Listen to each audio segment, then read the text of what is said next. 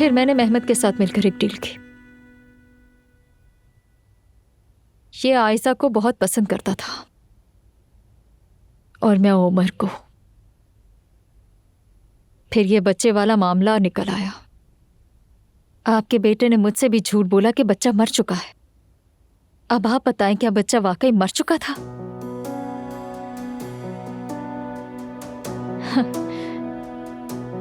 तुमने क्या सोचा था? हाँ, किसी और के बच्चे को लाकर मेरे सामने खड़ा कर देते और कहते कि ये तुम्हारा बेटा है। तो तुम्हें कोई मसला था क्या?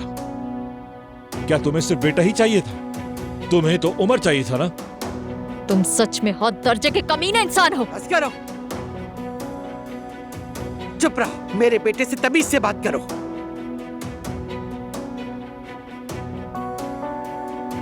जब गुलशा साहिबा होश में आएंगी तो सब कुछ सबको पता चल जाएगा।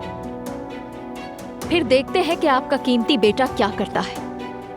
हमीद साहब को जब आपके मेहमत के करतूतों का पता चलेगा तो क्या आप फिर भी उसे अपने कंधों पर बिठा कर रखेंगी? सारी जिंदगी आपने उनके सहारे जिंदगी गुजारी। अब देखते हैं कि आगे क्या होता है। चुप हो जाओ। मैं इसकी इजाजत कभी नहीं दूंगी। गुलशा कुछ नहीं कहेगी। अगर ऐसा हुआ तो फिर हम क्या करेंगे?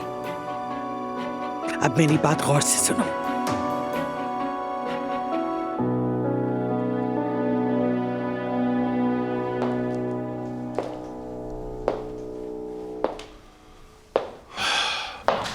बाबा, आखिर आप आ ही गए। आज अपने बेटे को आप अकेला नहीं छोड़ना चाहते थे। आखिर आप मेरी और जुबाना की शादी के लिए राजी हो ही गए।